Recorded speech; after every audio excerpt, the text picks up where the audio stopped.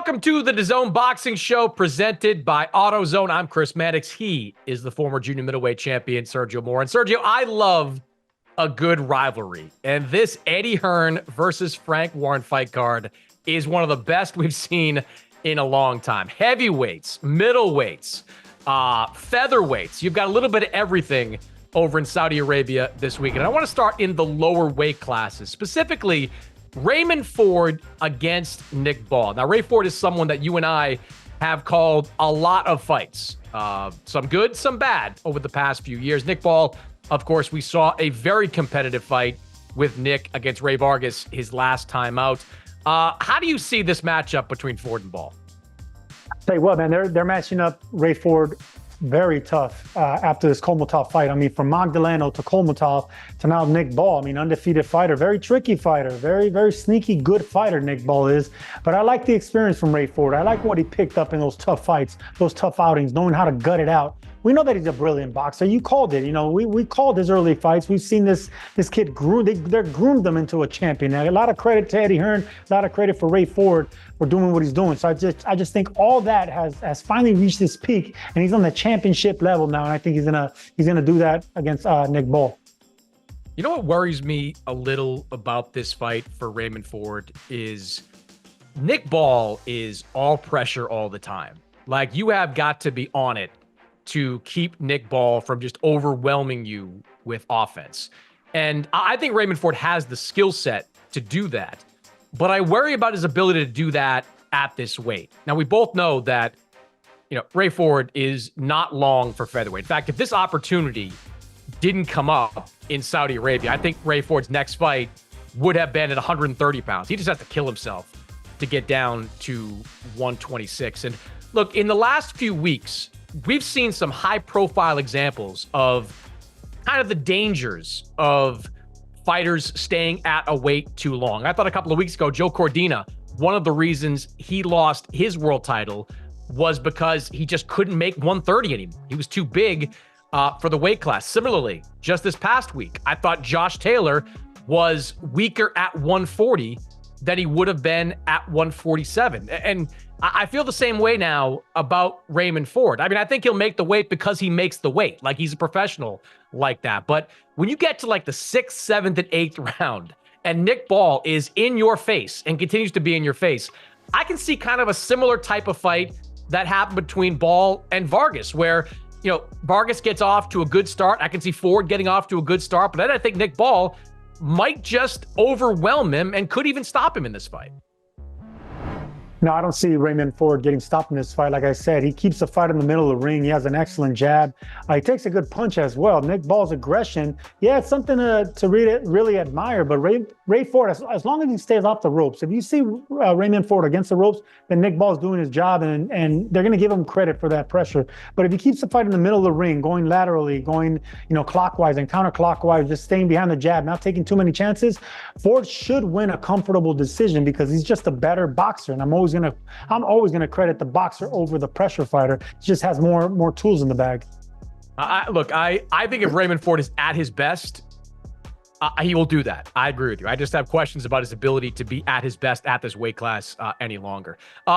Two prospects at 160 who are kind of borderline contenders right now: Hamza Shiraz and Ammo Williams.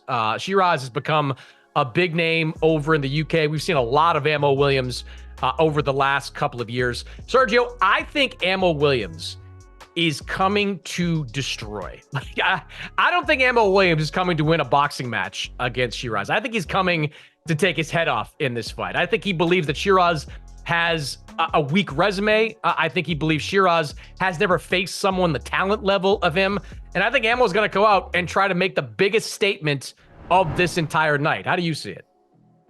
I think that's going to be that's going to work against him. That might be his downfall. And if there's going to be an upset in this card, I'm going to pick Shiraz on this one. I mean, I like what I see. He's a 6'3" middleweight that fights aggressive, goes to the body, knows how to keep on the outside, has heavy hands. He can punch with both hands. You're not accustomed to fighting, taller fighters. I mean, Ammo Williams, 6 foot tall. I mean, he's usually has the height and the reach advantage. He's not going to have that against Shiraz. So Shiraz is going to have that, the aggression. I think the power is going to be on Shiraz's side as well. And the fact that Ammo's not respecting all this, it's a red flag. This is going to be a toss-up type fight. And if you want to bet an upset, bet on Shiraz. This is going to be a tricky one, Mannix, I'm telling you. Let me ask you this. Just look, I think Shiraz is a good fighter, but who is he beaten that makes you believe that he has this kind of elite skill? Well, who has Ammo Williams beaten? I mean, he had his hands full against Liam Williams. I mean, who has he beaten? I think Ammo Williams had a great performance against Kieran Conway. He just absolutely blitzed Cordell Booker, a guy that I thought would last at least, into the second half of the fight against Williams. I just think Ammo's power is going to be a big factor in this. I think he is, you mentioned the height advantage. I don't think it's going to matter. I think Ammo is going to try to get on the inside and make this a fight in the phone booth. If it is a fight in the phone booth, I think he wins that type of fight.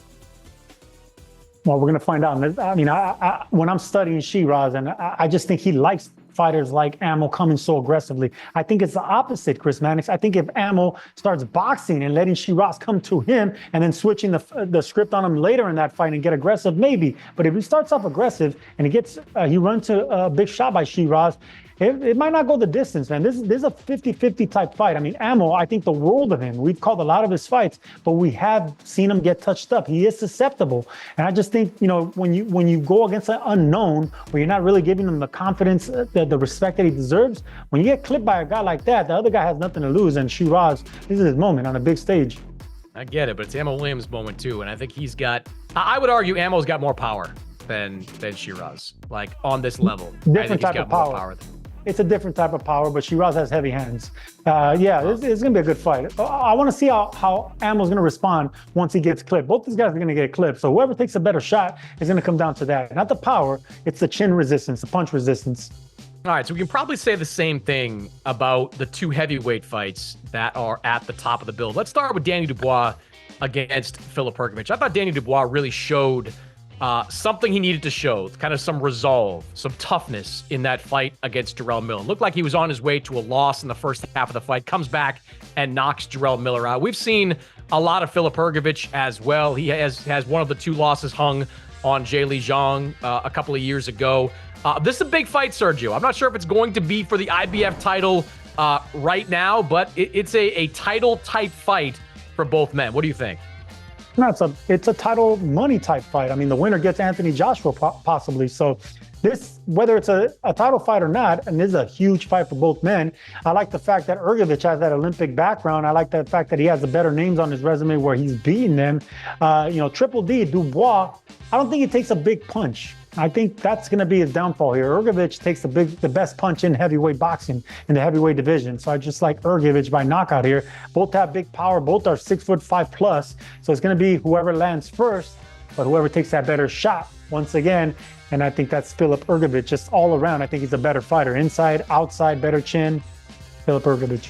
Do you have any concerns, though, about Hrgovic's resume? I mean, Danny Dubois has fought some of the better fighters at heavyweight. He hasn't won a few of them, but he has faced Joe Joyce. He has faced Alexander Usyk. He has faced Jarrell Miller. When you look at Hrgović, yeah, he's been kind of the boogeyman for the last few years, but his best win came against Zhang, and frankly, that was a debatable win. That was a disputed win on the undercard of AJ versus Usyk. So do you have any concerns about the resume of Hrgović coming in?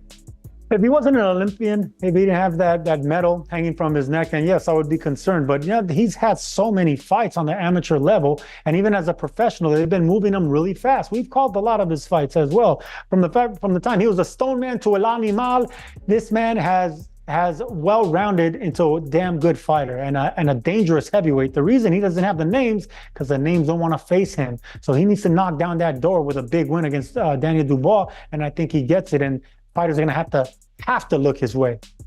Yeah, maybe I've just got a little bit of whiplash from watching the Mark Demori fight from back in December, because that didn't really show me anything from Filip Hrgović.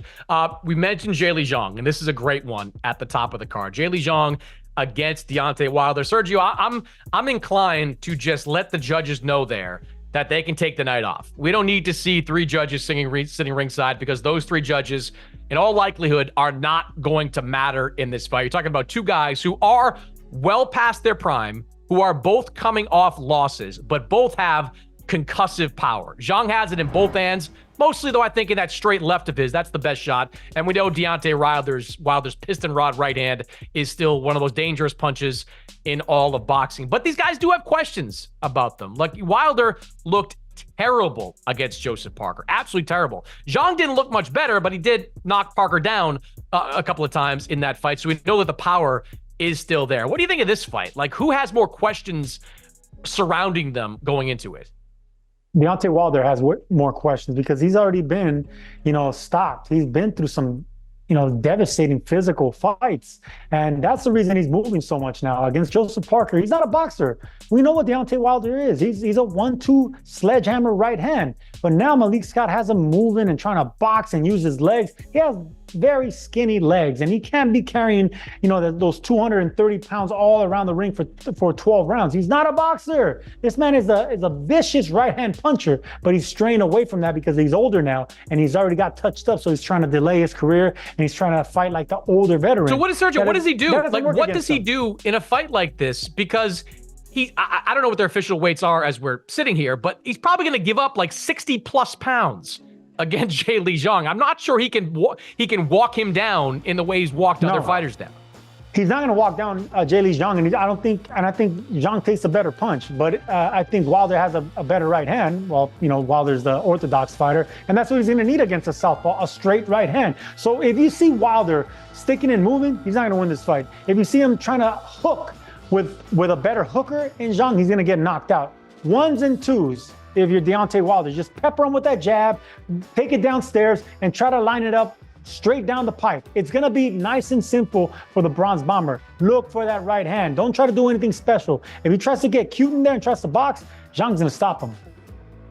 All right, so this is Matchroom versus Queensberry. We know what the card looks like, Sergio. So, final prediction. Who are you taking? Frank Warren or Eddie Hearn? Come on, man. I got to go with Eddie Hearn. If you want to earn, you got to go with Hearn. So I just like Matchroom, the way they move their fighters. I really like Eddie Hearn over Frank Warren on this one. I think everyone's earning on this card, but I'm actually going to go with Frank Warren because I think it's going to be tied when we get to that final fight. And you and I both like Zhang to beat Deontay Wilder. Mm-hmm. And if that's the case, I think Zhang gives Frank Warren and Queensberry the win in this grudge match over Eddie Hearn.